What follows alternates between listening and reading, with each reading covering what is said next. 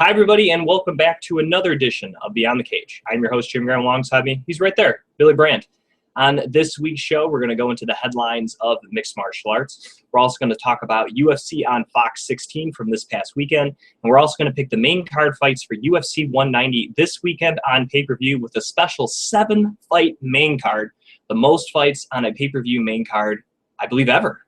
So we have that historic to talk about, of course, Ronda Rousey against Bethe Correia in the main event. And yes, we're both in person for the first time ever on Beyond the Cage. Both hosts have been in the same room with each other. So I will turn it over to Billy Brandt, and he's going to say hi to everyone in this special edition here together. And just so people know, this is going to be the future. We're eventually going to get it together. It's going to look a little more professional than this, but we are working towards being in the same place and adding some other elements, since this is kind of a preview of the things to come for Beyond the Cage.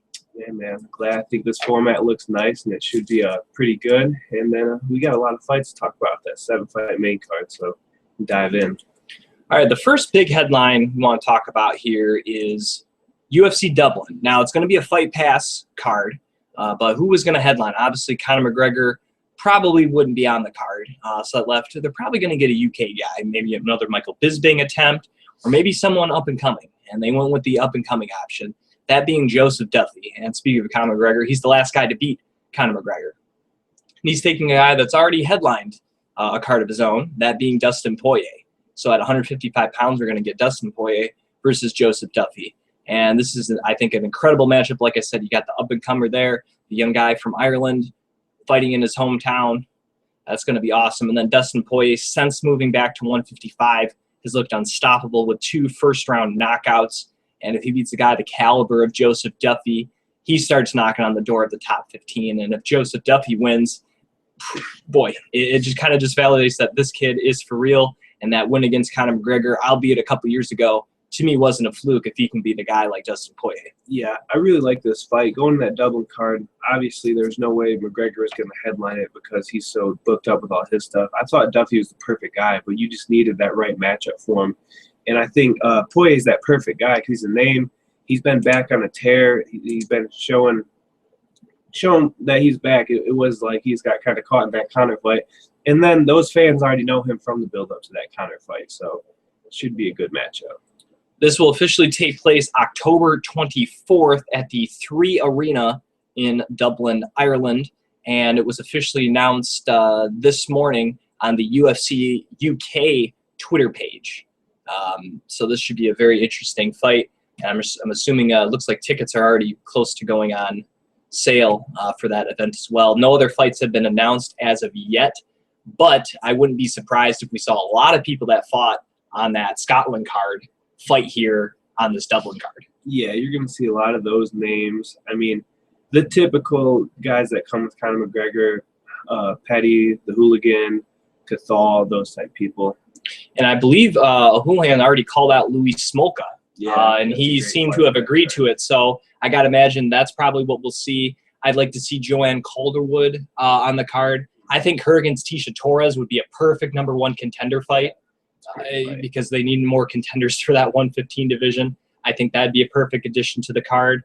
Like you mentioned, some of Conor's training partners. I wouldn't even be surprised if Gunnar Nelson ends up on that card. Obviously, he trains mostly in Ireland. Who, I don't know, but I think that'd be a perfect co-main event because he's already headlined a card of his own. Yeah, and he's looking for a big matchup. I mean, that win over Thatch was big, so that'd be content to main. So if it's not, I'm surprised they'd co-main him, but yeah, he might be on there, and that'll be a big fight for welterweight. Probably that Stevie Ray, I would imagine. I'd like to watch that.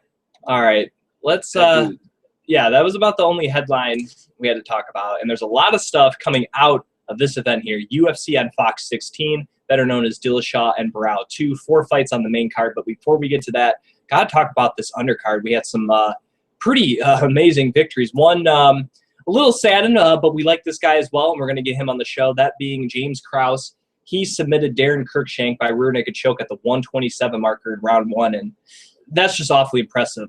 We know Darren's a tough guy, but once again, it seems like his weakness is his jiu-jitsu, and James Krause exploited that. Yeah, it stinks because Darren's kind of been on not the best streak recently, but he's a really tough guy, and if anyone's going to go in there and finish him in that dominant fashion, it's impressive for Krause. Now, we don't know if Darren's going to get cut or anything. I think he's an exciting guy, so he might be able to stick around for one more chance to kind of redeem himself. But for Krause, he felt that this was a kind of a pink slip fight, and he went out there and he performed. And I think James Krause is a guy that can do some things. I mean, we'll talk to him next week on the show, though. That's already booked. But this guy who's 6 foot at 155. This is a big dude. And if he can get things on track, I think he has a lot of good skill sets. Yeah, there's a lot of potential for him in the future. I mean, like I'm saying, anything to go out there and finish Cruikshank that decisively is good. And for Cruikshank, I really do hope they give him one more chance.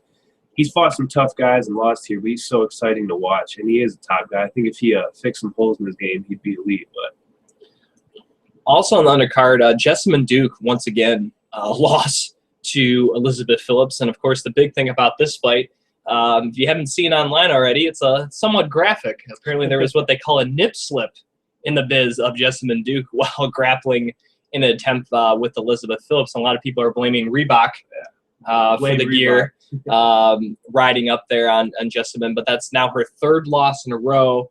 I gotta believe she's on her way out. She came into the Ultimate Fighter, I believe 2-1, if I'm not mistaken. Now losing 3 in a row.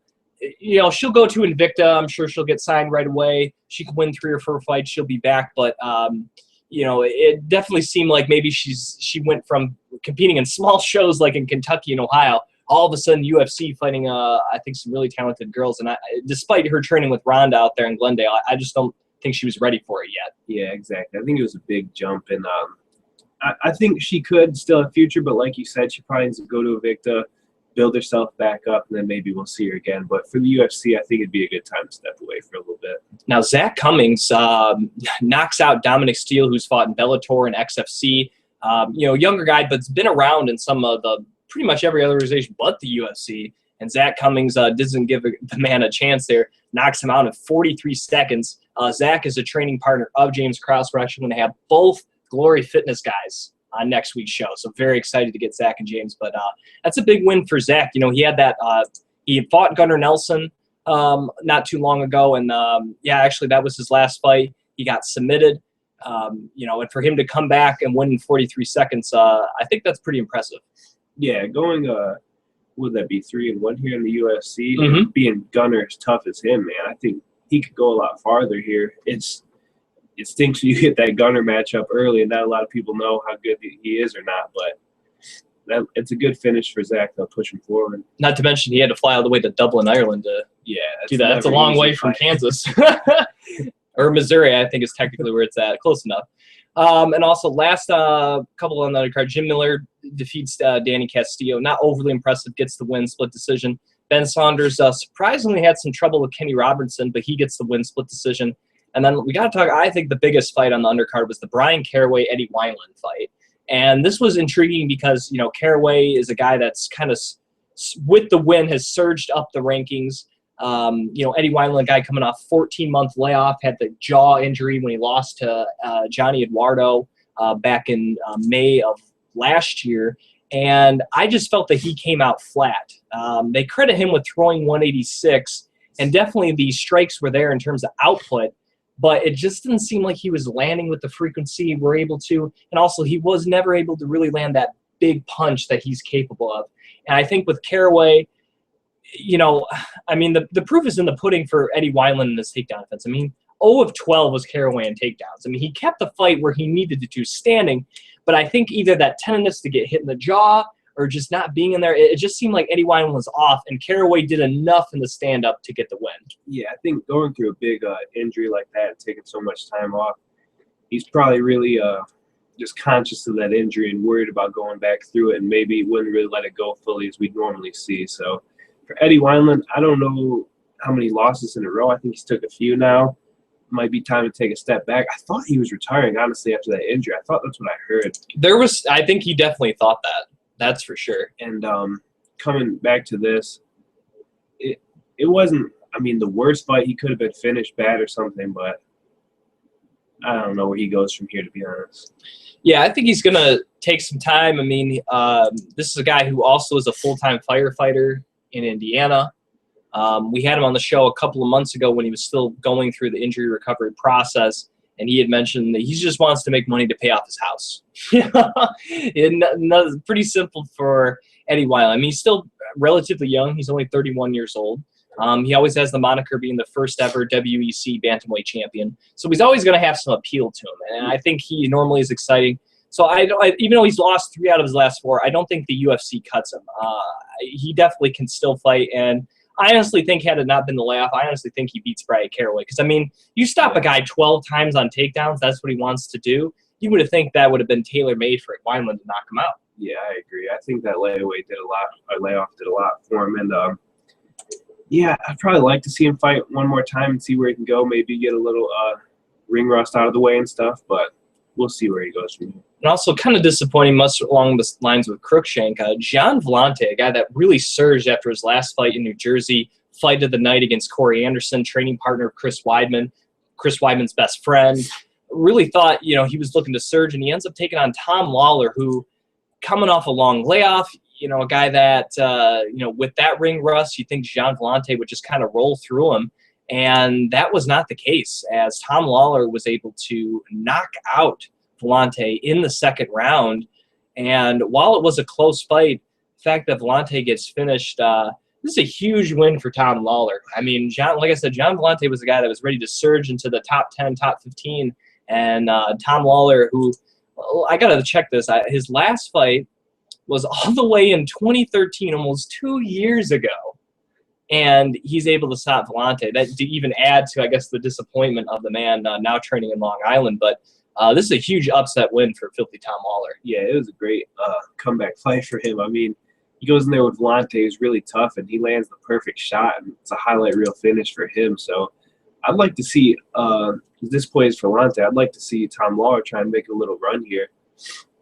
And this snaps a 2-fight winning streak for Vellante, who has beat Sean O'Connell, and then the fight of the night, actually back-to-back fight of the night performances for Vellante against O'Connell and Anderson. And then with this knockout, Tom Lawler got the knockout bonus tonight. So that, like I said, that's a big deal for him. And I think it's cool to see Tom Lawler back, because before he left, he was one of the more colorful characters. You do a lot of the pro wrestling stuff. He came out to A Real American by Hulk Hogan. And then he was doing like the mustache like Don Fry, saying Reebok don't have a trademark on the Don Fry mustache. And so this is a colorful guy. I think that's a nice welcome for the UFC. Yeah, he's a fun guy outside and in the cage. So I'd like to see him do a lot.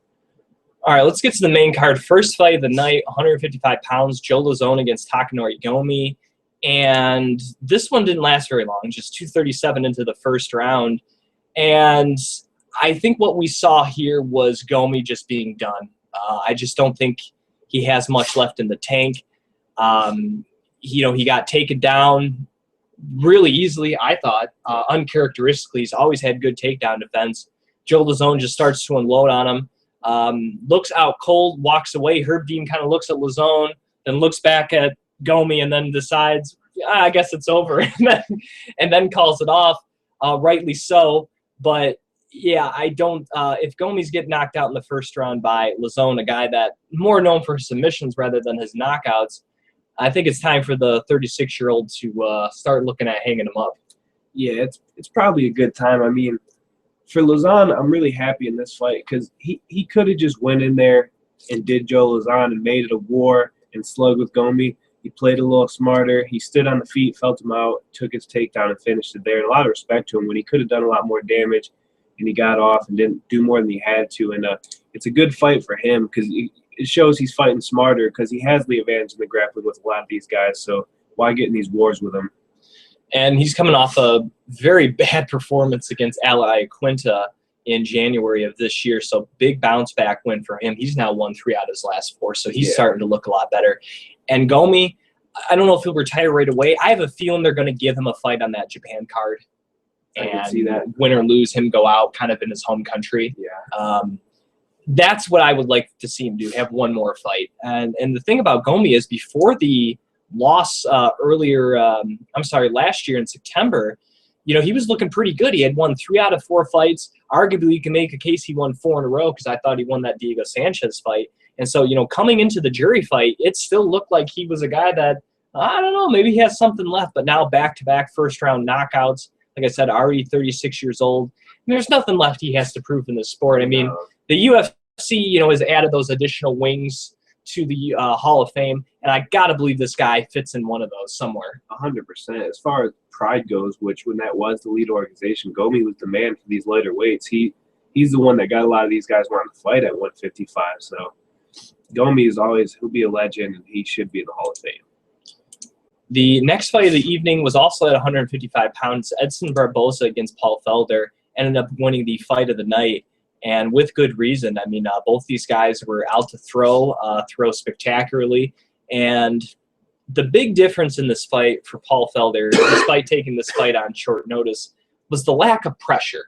He was throwing good strikes. They were powerful strikes, but when you're going to kind of stand and be at range with Edson Barboza, you lose. Yeah. And there wasn't that pressure with the footwork chasing down Barboza, especially when early in the fight he caught him with that left hook that just kind of blew up Barboza's eye. It's crazy how his eye reacted to that left hook. When you add that in, it kind of makes you think, maybe Paul Felder should have attacked a little more, but maybe he was worried.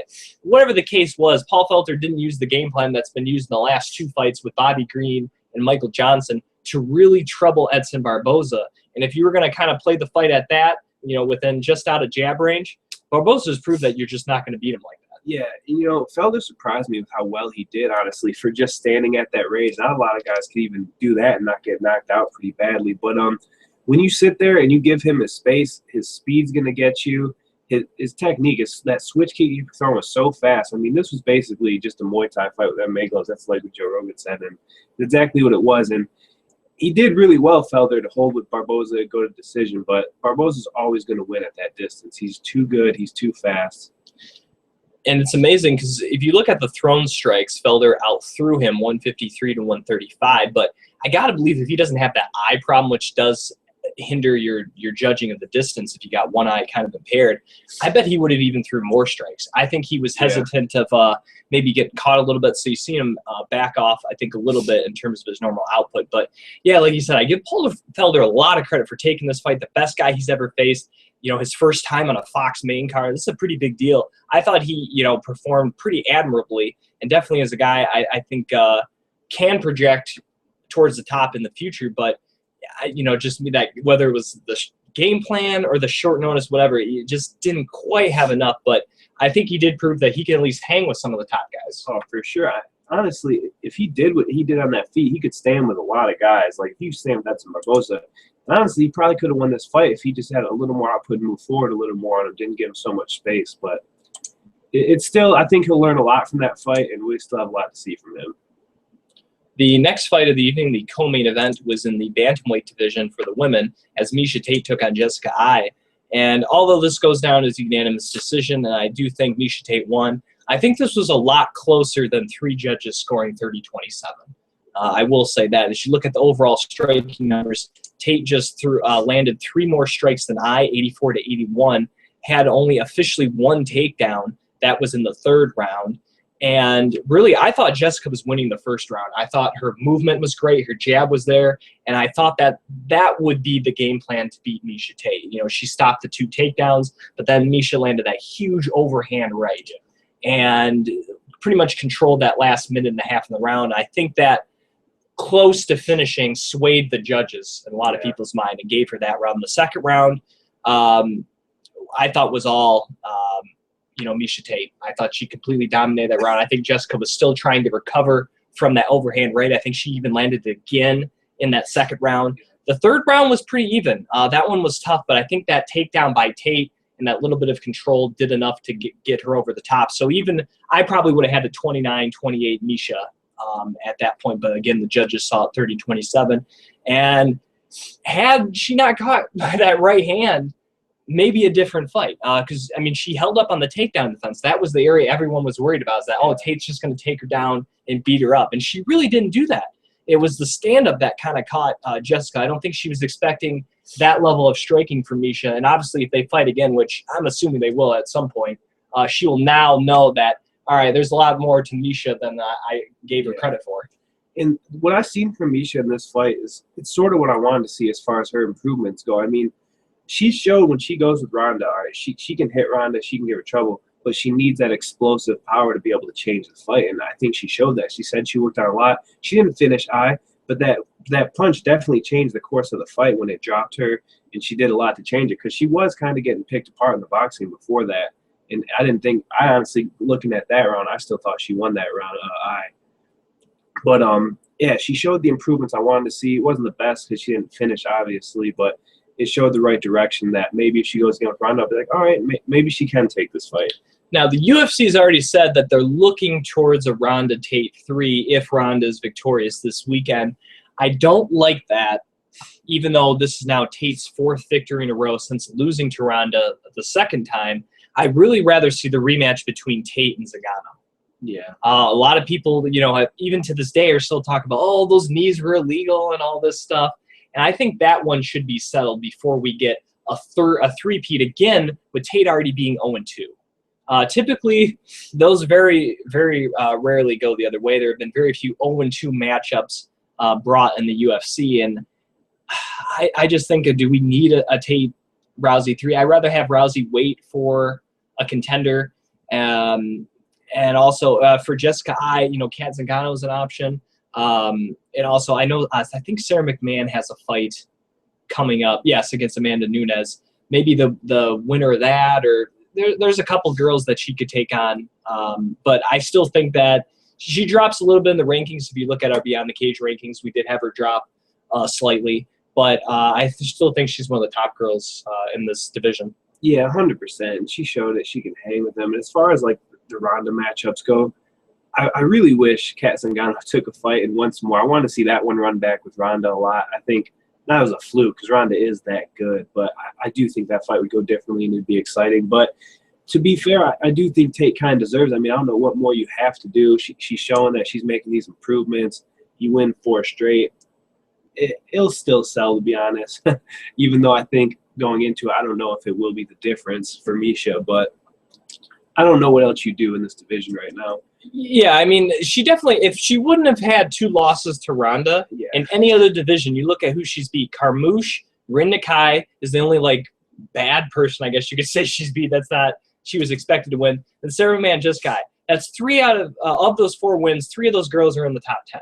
And she beat them all. Now, of course, she didn't finish any of them, but she still beat them, and that's still pretty impressive. If you beat 3 people in the top 10 out of 4 consecutive victories, that's going to put you up towards the title shot in any division. But when you've already lost 2 to the champ, it's tough. But we'll see. I'm thinking if they are going to run Conor and Aldo in December, because he's obviously going to coach against Uriah Faber, so they could either throw him on that December 5th one or wait till New Year's Eve. I think they did. You couple it in with Ronda against Misha 3. That New Year's Eve card could be huge. Yeah, that would be insane. They did say that they're targeting December something, but it's not that 5th card. Okay. So it probably will be closer New Year's. And that's usually when they do the next big card, is that New Year's card. So it makes sense to run Aldo McGregor, and then you have Tate Rousey 3. And then the December 5th one, they haven't announced the date yet, but I'm assuming that probably will be Rockhold and Weidman. Yeah, I'd like to see that on there. That probably would be there because they got September's title fight with Johnson against Dodson 2, and we got October's with Gustafsson and Cormier. That leaves November or that December, early December one for Rockhold and Weidman. Yeah, either that or Verdum gets a matchup. And that's probably going to be, they're going to decide what ones they're going to do, because it's going to be Verdum versus somebody, whether it's Kane, whether it's Orlovsky, whether it's Stipe.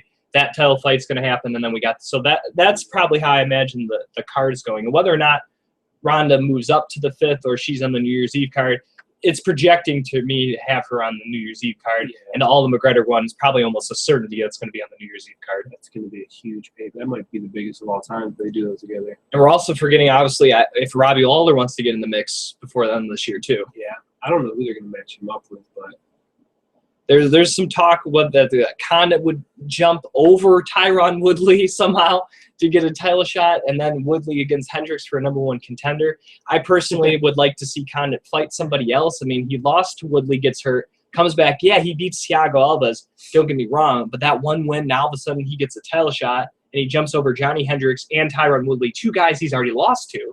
I don't know how that I don't know how that works As out. much as I don't think it's fair, I do think kinda is a better fight for Lawler. And I kinda think, like, if you ran that fight back with Woodley and the knee thing didn't happen, I think he beat Woodley pretty decisively. I mean, Woodley was tearing it apart in the beginning, but I think Condit would edge that fight. But that's hard to say. You can't say that unless you run it back. But I would love to see the matchup with Condit and Lawler, but it sort of isn't fair where it lines up right now.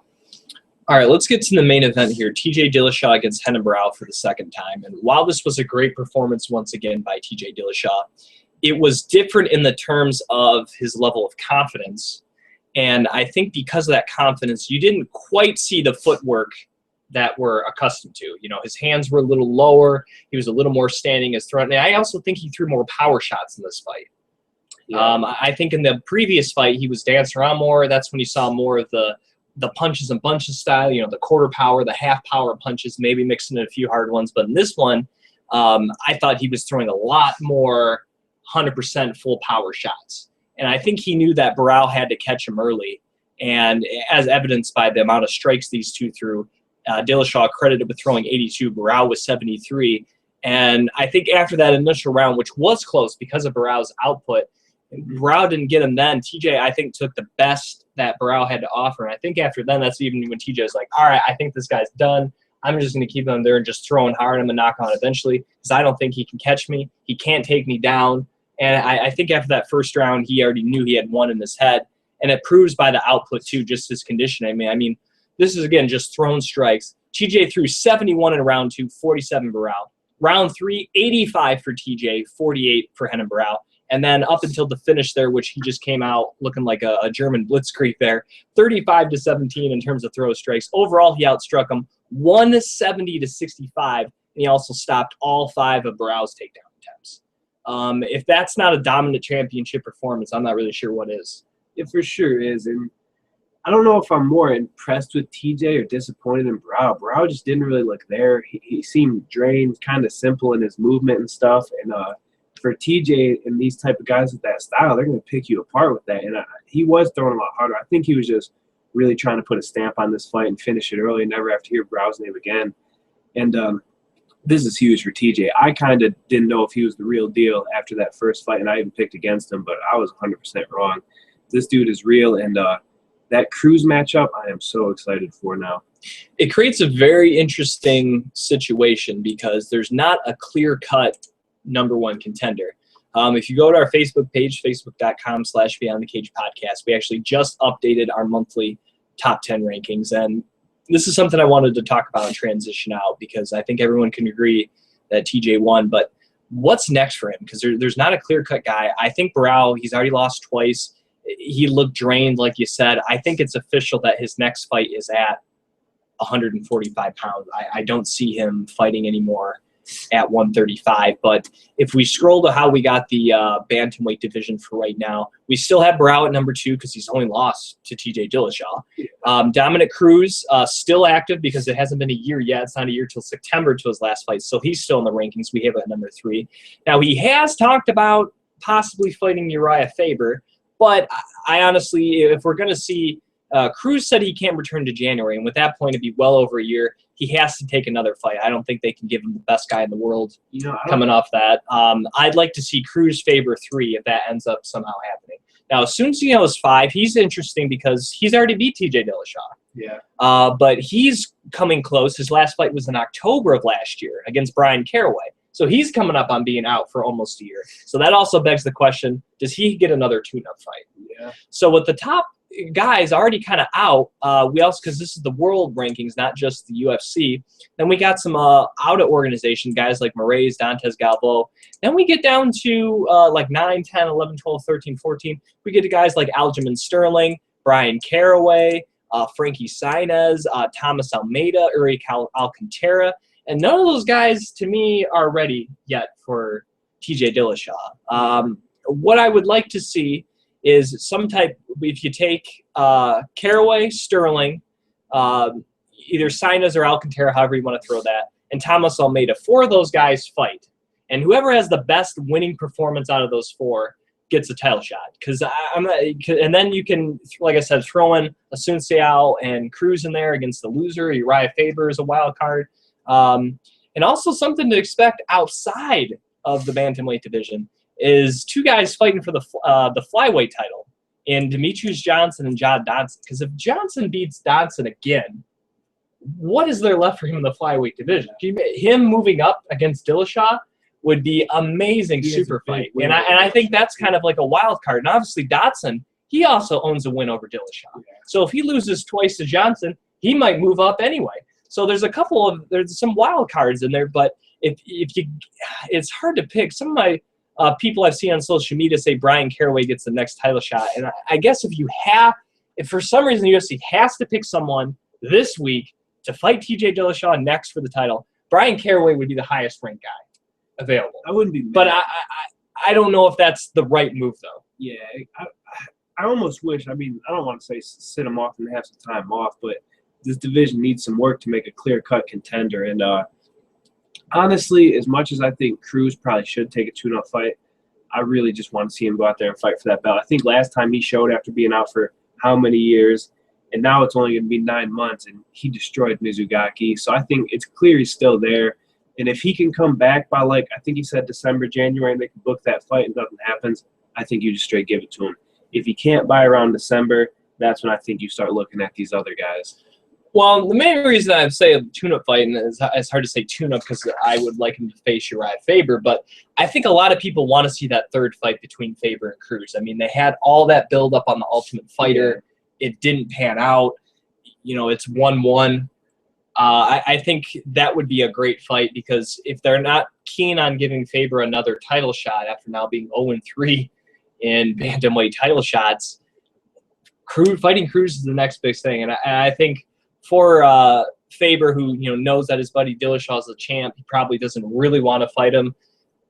There's not really much for him to look forward to, other than possibly fighting Dominic Cruz and getting that 2-1 over him. Yeah, unless he moves back up, even that's going to be tough for him. So for Faber, he's in a weird spot. It'd be best for him if Dominic Cruz comes back and wins like decisively, and then maybe you see Faber fight Cruz for that third time for the belt. But I think, honestly, some of these bottom guys, instead of just fighting between each other, they should be fighting up. Like Caraway gets like a Faber or a Barao or something now, and same with Sterling, one of those guys, to really see if they can cement that top 5. And then if one of those get a big win there, then you give them a clear title shot. All right, well, let's transition here. UFC 190. And as I mentioned earlier, 7 fights on the main card. And that's because it's including some of the Ultimate Fighter tough Brazil guys here, as we have Delino Lopez against, I guess it would be pronounced with the H here, Ronaldinho Viveira. And then we also have Glacio Franca against Fernando Bruno. Those are the 2 fights there. The Bruno and Franca fight will be competed at 155. And the Vieira-Lopez fight will be competed at 135. We're going to kind of gloss over these because we have not watched the Ultimate Fighter Brazil. So on the first one there, the bantamweight fight, Vieira is 13-3. Lopez is 9-1. The majority of Lopez, or 19-1 rather, the majority of Lopez's wins are by submission. Same for his counterpart in Vieira. Relatively the same height. Vieira is slightly taller, just 2 inches taller. I like the fact he's 19-1. I think that's pretty impressive. I would say the Delino Lopez would be my pick for that bantamweight contract fight. Yeah, I like it. It'll probably, I don't know if they'll each respect each other's grappling too much. It looks like they each got a good amount of submission wins, but anyone, if you go 19-1, is impressive no matter who you're fighting. So I do like Lopez there. And also Lopez has some knockout victories, 21% of the 19, which I think is like three, a couple knockouts. No knockouts for Viveira, and he is 13-3, which is, for a guy to get 13-3 and not have any knockouts, I think that says something. So I'll go other guy, Lopez, for this more finishing ability. The Franca-Bruno fight, Franca's 13-3, has about 5 knockouts and 5 submissions to his credit. Does have a few decisions mixed in there, but he's a tall guy standing at 6 foot tall, and his opponent, Bruno, much shorter. He's about 5'7", if I got that right, 5'8". So 66 inches. Why the UFC's website shows him in inches, I have no idea. but 16-2. If he hasn't submitted his opponent, which is about 9 of his victories, he decisions them, so that's 7. I think Franca's probably the pick here. He's the bigger guy. He's had more finishes. Bruno can definitely win because I don't know any of these guys. But yeah, he looks like he's gonna have his work cut out for him here against Franca. Just looking over the numbers. I mean, if you just look at their stats, it looks like Franca could finish the fight anywhere. He can KO you. He can submit you. Rather, you got all submissions or decisions. So I think, and the size too, Franca looks good in this fight. Bruno seems like a guy that probably normally fights at 145, but moved up to 55 for a chance to be on the show.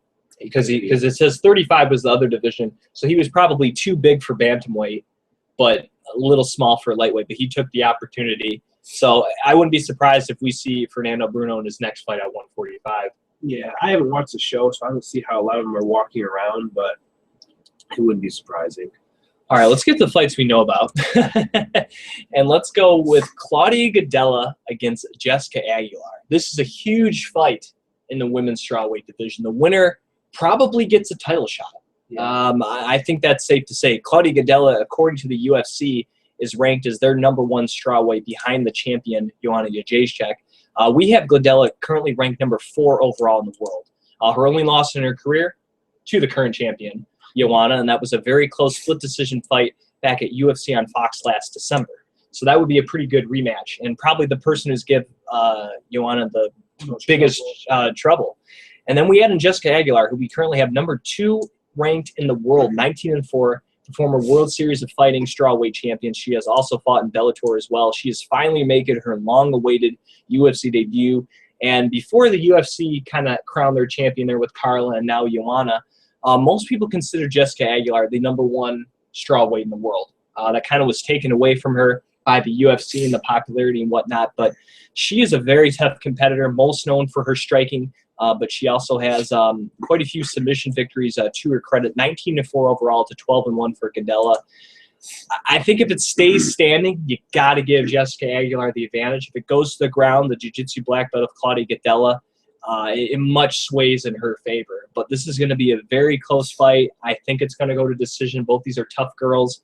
Oh, man, I'm just really excited about this fight because I really do think either one can win. And I think either one can actually give Joanna a run for their money, going for her money. It is hard, too. It says 1-15, but it's so much closer, and that indicates, like, these two are both so tough, and Claudia's fight with Joanna, even though I don't think it'd be as close if she rematched her, I think it'll be a different fight, but it's impressive to do that, too. We're looking at how successful she's been, and yeah, I kind of agree. If it goes to the ground here, oh, man, this fight's tough. I don't know where to go here. It's going to be a good one, and for sure, whoever wins this gets the title shot. So it could be a big win for either, and they both know that. So we'll see how they come out. The next fight in the heavyweight division, Antonio Bigfoot Silva against the Hulk, Solo Palele. These are probably two of the biggest dudes in the division. I mean, they're about both 6'4". They cut weight to make 265 pounds. These are just two gargantuan guys. They're both about 37 years old. The Hulk's on a little more of a winning streak right now than Bigfoot Silva, who's coming off back-to-back first-round knockout losses to Frank Mir and Andrei Arlovski. If he loses another one, I think he gets cut. I don't see him sticking around. And now, people know the Hulk. He's not technically ranked, but if he can beat Bigfoot Silva, he kind of gets right back up there, kind of right back where he was before he lost to Jared Roshold. Yeah. And I think we're going to see a first-round knockout by one of these guys. There's no way it goes to the second round. These guys are too big and too strong for someone to last the onslaught past 5 minutes of either one. I'm a little worried for Bigfoot because ever since he hasn't had TRT, it's looked non-existent. Even though Frank Mir's looked good now, he gets another knockout the other night. But that fight with Mir, he went down kind of way too soft for me, and I don't know. I'm worried about him. And the Hulk, I think he knocked out Pat Barry. It was in full mount or something. And so if he puts Bigfoot on his back and lands some of them shots, it's going to be a tough night for him. But this is a fun matchup, though. Oh, this is a fight where you see and you go, there's going to be something crazy going to happen, and it's going to be fun. You got to watch it from the bell because it'll end any second. Sticking with the heavyweights, Stefan Struve against Big Nog. I think win or lose, this is the end of Big Nog going out in his home country. He'll, to me, should be almost, if they didn't wait till the Fight Expo and all that, the Fan Expo stuff, I would say just automatically put him in the UFC Hall of Fame. But I'm assuming he's the guy that's on his way to that. Stefan Struve is a guy that, you know, had some heart problems and had to take away time from the sport. He was supposed to fight Matt Mitrione. That got canceled like hours before the fight was supposed to happen. Once again, he had heart problems. He was finally able to come back in December of last year. He got demolished by his fellow countryman there in Alistair Overeem. He's taking on someone that, you know, is definitely towards the end of his career. If Struve keeps his standing, I think he can easily knock out Nogueira, but if for some reason he wants to prove his grappling, which is good for the heavyweight division, but probably even at this stage in his career, probably not better than Minotauro Nogueira, he could still end up getting submitted. So for Stefan Struve, just punch at a distance, use your range. You'll probably be able to knock him out, and just don't let Nogueira get close to you. Yeah, I forget what fight it was where Struve pulled guard and armbarred him, which amazed me. I think that was the Sean McCorkle fight, wasn't it? And you're not going to want to do that against Nogueira. Like you said, even at this stage, Nogueira is a beast on the ground there, and if he just keeps his distance with how his range and everything, he should be able to win. I mean, he gets demolished with Overeem, but with all them heart conditions and problems, and you come back against Overeem, I mean, there's not many people that are going to be able to do much against him there. So I don't want to give away my pick too much, but like you said, I kind of think this will be the last time we see Minotauro Nogueira, and he's a legend, so hopefully he goes Hall of Fame immediately. Now, speaking of another guy that could factor into the Hall of Fame, his brother, his twin brother, they know him as Little Nog. And that's Rogerio Nogueira. He will be taking on fellow countryman Mauricio Shogun, who I also think this is going to be Little Nog's last fight as well. He hasn't showed much. He came back after a long layoff, and he got absolutely torn up by Anthony Rumble Johnson. Shogun, I think there's a little bit left in the tank, not a lot. These two coached against each other for the majority of this season, the Ultimate Fighter Brazil. Again, we talked about the two finale fights that are on this card. Originally, it's supposed to be Shogun Silva, even though the show has no bearing on the fight matchup and the coaching. The UFC decided to pull Anderson Silva from the show after his drug test there against Nick Diaz. I didn't think it really mattered whether or not you're going to have Shogun fight someone else. You could still have him coach. Just because he tested positive for steroids doesn't mean he can't coach guys, young guys. So regardless, we get Shogun Little Nog, kind of a dream matchup. It's kind of surprising that these guys never fought each other before, even going back into the Pride days. So like I said, I think the Little Nog winner loses out, but if Shogun, for whatever reason, does lose, you also got to look at him possibly retiring as well, as you know he's kind of had a tough go of things. And actually, I am corrected. They did fight. That was back in 2005 with Hua pulling out a decision victory over Little Nog at Pride Critical Countdown in 2005. So, yes, they have fought once before, so this is a rematch. I was going to say, I thought they had fought each other before. I didn't know if he fought Big Nog. So, no, that was the right one. It was the Rogerio, because the Big Nog is Rodrigo. Yeah. So it is a rematch. But still a old time Pride matchup for these two. And like I said, I Shogun has a little more left in the tank, but you know we get to see probably the Nogueira brothers both going out on this evening here in Brazil. Yeah, this fight. I mean, I think both being from Brazil, wanting to put on a show, we're going to see just a nice little war. Maybe.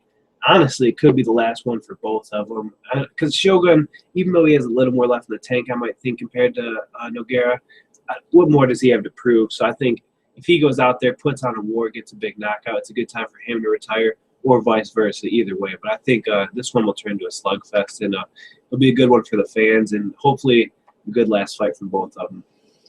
The main card, or the main event of the main card, Ronda Rousey against Bethe Correia for the UFC Women's Bantamweight Championship.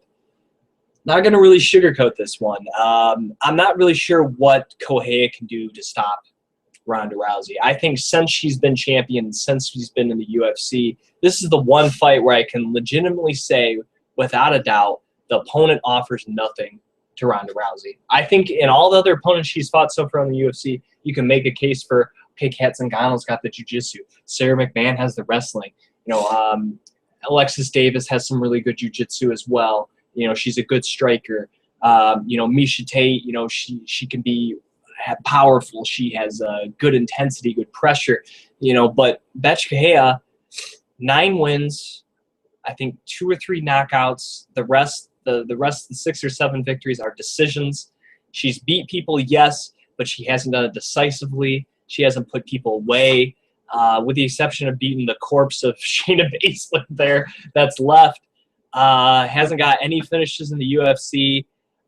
To me, there's no area she can be better at. And I'm even counting standing. I even think Ronda's probably better at stand-up. She just doesn't need to show it. Even in her home country, I don't see what Bethe Correia offers Ronda Rousey. Yeah, I wasn't going to be that straightforward about it, but I mean, you never know in MMA. So she could always be the one, but looking at it on paper, 100 times out of 90 times, I'm going to bet on Ronda here. And that 100% finish rate, no matter who you put her against, it's hard to say they can do anything against her yet. We haven't seen any problems, so it's really nothing more to say. Like, until someone comes along and does it, there's no area where I'm going to be like, all right, she's going to get Ronda now, because she's went against them all and she's been able to stop them all in dominant fashion. I mean, 100% finish rate is amazing, especially in that division where a lot of the girls don't finish at all. So it's Ronda 100%. I mean, there's nowhere other way I can go with that. All right, well, let's get to the official picks here for UFC 190 from Brazil, Saturday, August 1st on pay-per-view. We already picked the 2 tough finale fights. Just to remind you, Billy and I both went with Delino Lopez over Hagino Viveira, and then we also both had Glacio Franca over Fernando Bruno. So those were our tough picks. So let's get to the rest of the main card. Claudia Gadelha against Jessica Aguilar in the women's strawweight division. Boy, I normally don't pick people making their UFC debuts, but I feel like Aguilar's not the typical person making their UFC debut. Some consider the #1 fighter in the world in her weight class. I think she'll be able to keep the fight standing and use her superior striking skills to defeat the Brazilian Gadelha. So give me the woman known as Jag, Jessica Aguilar. That's tough. I'm gonna pick Gadelha. I think she knows how much she has in the line right now, and that she had such a close fight with Joanna. So I think she's gonna do enough and just get it done to get that title shot. Heavyweight division, the Hulk, Solo Palele against Antonio Bigfoot Silva. I really haven't liked Bigfoot in his last couple of fights. That big head of his, despite having a lot of padding, doesn't seem to be as well padded as it used to be in the past. So I'm going to go with the Hulk to win this one. Yeah, honestly, I'm going to pick Saul Palele, but it's sort of flipping a coin right now. I have no clue. Whoever lands first in that fight, I honestly think is going to win that fight. So I'm going to pick the Hulk, but it's a coin flip. Not too confident. Stefan Struve against Big Nog. I think Stefan Struve's probably going to win, but I'm going to go with the upset. I don't know why, and it's probably against my better judgment, but I'm going to take Big Nog. I don't know if Struve's all there yet. I don't know if he's really ready to compete. I still think he has some health issues to work out, which is unfortunate because he's still a very young guy in the sport and one of the few young guys the heavyweight division has. So it's unfortunate if he's not able to kind of get things back on track. But I think Nogueira realizes this is his last fight and may go out there and maybe do something crazy. And I don't know. I'm going to go with Big Nog in this one. You know, I really want Nogueira to win. I'd love to see him go out with something big like that. But I think Struve has showed some really impressive moments where he's been able to use his size and get big knockouts and wins. And I think Struve wins this fight. And I think he came back to that fight against Overeem and realized, all right, I took probably one of the worst things that can happen, and I'm all right. So going against Nogueira, I think he'll be a little more confident he can get that win. Little Nog against Shogun Rua. If it goes past the first round, I think Little Nog has a chance because he's kind of more of a methodical striker, more boxing, moving in now. But I honestly think Shogun's just going to run over to the other side of the cage and start punching him. I think the Rumble Johnson fight proved a lot. and I think we're going to see some vintage, crazy, flashy Shogun. So give me Shogun to win this one. Yeah, I agree. And being in Brazil, I hope he really goes out there and puts it on. And I just really don't know what Nog has left. I mean, he's went through some bad losses here recently, and yeah, I don't think he has much left. I think Shogun gets a big win. We kind of gave our pick away. Ronda Rousey against Bethe Correia, but it's the rowdy one. It's Ronda Rousey, and I think she's already looking ahead at Misha Tate or somebody else or another movie. I think she's so far looking past Bethe Correia that somehow she's went around the curvature of the earth and is back to fighting Bethe Correia. As weird as that sounds. Some Back to the Future stuff there. That's like the only thing I have to credit Correia to get this win is that I feel like Ronda is just not like she puts all the hype on and she promotes the fight, but I don't think she can be worried about Correia at all. And I think she wins this fight and probably in the first round finish. All right, before we end the show, I want to throw something out here, and this is a surprise. Billy doesn't even know about this, but if you go on Reddit, if any of you are users on Reddit, I frequent a couple subreddits, but one of the ones I frequent a lot, and most of you people know this, I'm a big fan of comic books, and so is Billy here. And I put a question out there, and I don't have the picture in front of me now. I changed it out to have this nice picture here of Anderson Silva. But in previous episodes, you've seen my picture of Superman versus Muhammad Ali. Of course, that was made back in the 70s. Muhammad Ali was a huge crossover superstar. And, of course, Superman, the first superhero and arguably one of the biggest comic book characters still around to this day, over 70 years later. If they remade Superman Muhammad Ali for the new generation, I honestly think putting Ronda Rousey against Wonder Woman in a crossover big issue like that would be amazing. And I think if they redid it, I think that would be the perfect candidate. Now, there's some other candidates, and we're going to get Billy's thoughts here. He's going to throw a suggestion here. But could you imagine you seeing that on the stores, Ronda Rousey versus Wonder Woman? And, they've got the MMA gloves on. There's the cage drawn in there. I just think that would be epic because for a long time, Wonder Woman was the only female in comic books. They're the only big one. The only one competing with the Justice League with Superman and Batman and Green Lantern and the Flash. It took a while for Black Widow and Scarlet Witch to join the Avengers ranks, really become, main characters of the Avengers, or at least characters that weren't just like, oh, they're a woman, they got punched once, now they're out, And for Wonder Woman, she always was shown as, the tough Amazon, the demigod, and against kind of a god of her own there in Ronda Rousey.